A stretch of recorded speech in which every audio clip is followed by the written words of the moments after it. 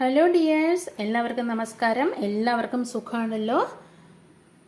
എല്ലാവർക്കും ഞങ്ങളുടെ പുതിയ വീഡിയോയിലേക്ക് സ്വാഗതം. അപ്പോൾ നമുക്ക് വേഗം വീഡിയോയിലേക്ക് കിടക്കാം.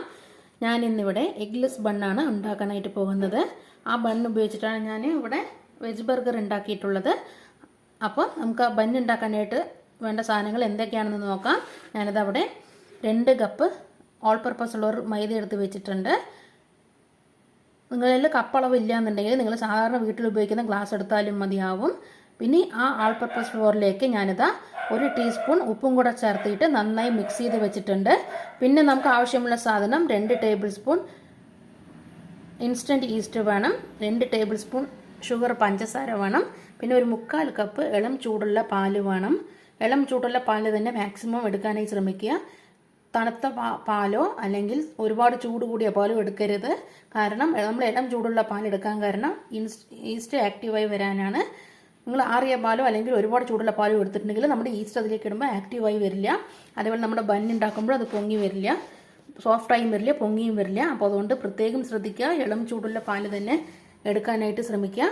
പിന്നെ നമുക്ക് വേണ്ടത് 2 ടേബിൾ സ്പൂൺ മിൽക്ക് പൗഡർ, പാൽപ്പൊടിയാണ്.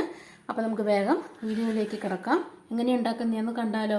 ഞാനിതാ 1/4 കപ്പ് പാലെടുത്തിട്ട് ഇളം ചൂടുള്ള 1/4 കപ്പ് പാൽ ഒരു പാത്രത്തിലേക്ക് ഒഴിച്ചു കൊടുത്തിട്ടുണ്ട്. ഇനി ഇതിലേക്ക് ഈസ്റ്റും ഈ ഷുഗറും കൂടെ ആഡ് ചെയ്ത് കൊടുക്കുക. നമ്മൾ ഈസ്റ്റും ഷുഗറും കൂടെ ആഡ് ചെയ്ത് കൊടുത്തു. ഇനി ഇത് നന്നായിട്ടൊന്ന് മിക്സ് ചെയ്യുക. മിക്സ് ചെയ്തിട്ട് അടച്ച് വെച്ചിട്ട് ഒരു 10 മിനിറ്റ് റെസ്റ്റ് ചെയ്യാൻ വേണ്ടി മാറ്റി വെക്കുക. ഈസ്റ്റ് ഒന്ന് ആക്റ്റീവ് ആവാൻ വേണ്ടിയിട്ടാണ്.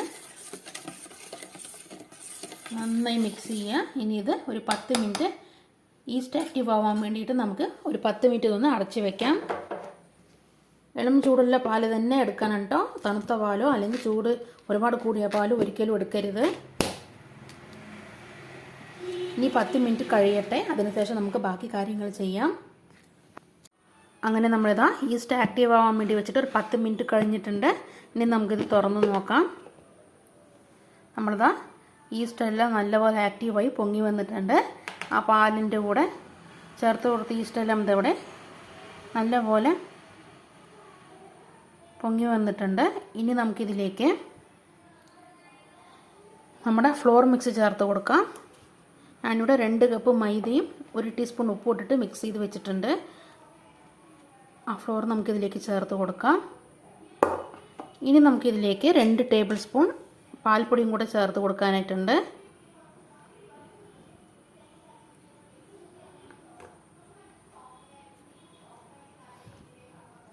അങ്ങനെ നമ്മൾ പാൽപ്പൊടിയും കൂടെ ചേർത്ത് കൊടുത്തു. ഇനി ഇത് 1 ടേബിൾ സ്പൂൺ നെയ്യ് ഒഴിച്ച് കൊടുത്തിട്ട് നന്നായിട്ടൊന്ന് മിക്സ് ചെയ്തെടുക്കുക. അപ്പോൾ നമുക്കിതിലേക്ക് 1 ടേബിൾ സ്പൂൺ നെയ്യ് ചേർത്ത് കൊടുക്കാം. അങ്ങനെ നമ്മളിതാ 1 ടേബിൾ സ്പൂൺ നെയ്യും കൂടെ ചേർത്ത് കൊടുത്തിട്ടുണ്ട്. ഇനി ഇത് എല്ലാം കൂടെ നന്നായിട്ടൊന്ന് കുഴച്ചെടുക്കാം കേട്ടോ. നമ്മൾ ബണ്ണ് ഉണ്ടാക്കാൻ വേണ്ടിയിട്ടാണ്, എഗ്ലെസ് ബണ്ണാണ് കേട്ടോ ഞാനിവിടെ ഉണ്ടാക്കുന്നത്. നമുക്ക് നല്ലപോലെ കുഴച്ചെടുത്തിട്ട് വരാം.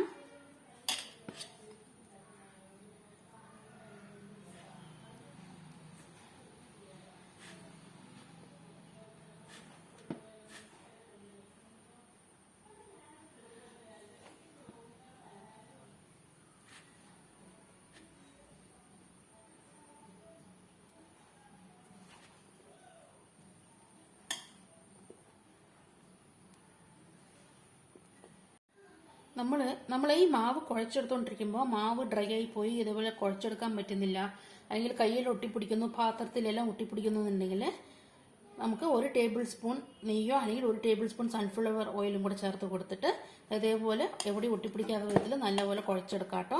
ഞാൻ ആദ്യം 1 ടേബിൾ സ്പൂൺ നെയ്യ് ചേർത്ത് കൊടുത്തിരുന്നു. അതിൻ്റെ പുറമെ തപ്പോഴും 1 ടേബിൾ സ്പൂൺ സൺഫ്ലവർ ഓയിൽ ചേർത്ത് കൊടുത്തിട്ട് നല്ലപോലെ എവിടെ ഒട്ടിപ്പിടിക്കാത്ത വിധത്തിൽ നല്ലപോലെ സോഫ്റ്റായി കുഴച്ചെടുത്തിട്ട് വന്നിട്ടുണ്ട്. ഇനി നമുക്കിത് നല്ല ക്ലീൻ ചെയ്തിട്ട് ഒരു കൗണ്ടർ ടോപ്പിലേക്ക് ഇട്ട് കൊടുക്കാം. ഞാനിതാ കൗണ്ടർ ടോപ്പ് ഇവിടെ നല്ലപോലെ ക്ലീൻ ചെയ്ത് വെച്ചിട്ടുണ്ട്. ഇനി ഇതിലേക്ക് ആ മാവിന് ഇട്ട് കൊടുത്തിട്ട് നല്ലപോലെ ഇതുപോലെ പ്രസ് ചെയ്ത് വലിച്ചെടുത്തിട്ട് പ്രസ് ചെയ്ത് നമുക്ക് ഈ മാവിനെ നല്ലപോലെ ഒന്ന് സോഫ്റ്റ് ആക്കി എടുക്കാം കേട്ടോ. നമ്മുടെ ഈ മാവ് ബേക്കായി ബണ്ണായിട്ട് മാറി വരുമ്പോൾ നമ്മുടെ ബണ്ണ് നല്ലപോലെ സോഫ്റ്റ് ആവാനും നല്ലപോലെ പൊങ്ങി വരാനുമാണ് നമ്മളിങ്ങനെ വലിച്ച് മാവിനിങ്ങനെ പ്രസ് ചെയ്ത് വലിച്ച് കുഴച്ചെടുക്കുന്നത്. അങ്ങനെ എടുത്ത ശേഷം നമുക്കിത് ഒരു 2 മണിക്കൂർ റെസ്റ്റ് ചെയ്യാൻ വേണ്ടി ഒരു പാത്രത്തിലേക്ക് ഇട്ട് അടച്ചു വെക്കണം കേട്ടോ.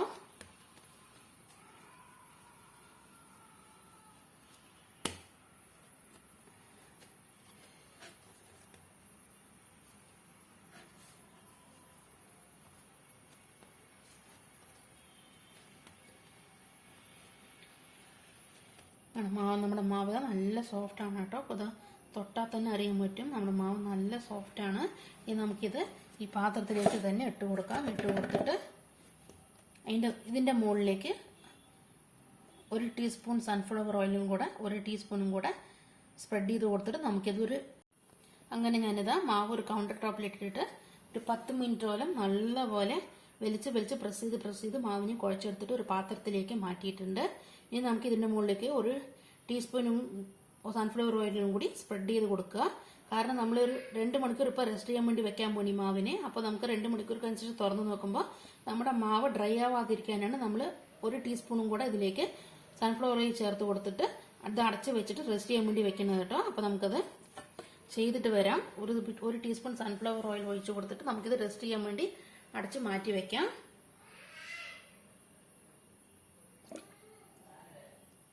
അങ്ങനെ ഞാനിതാ സൺഫ്ലവർ ഓയിൽ 1 ടീസ്പൂൺ ഒഴിച്ച് കൊടുത്തിട്ടുണ്ട്.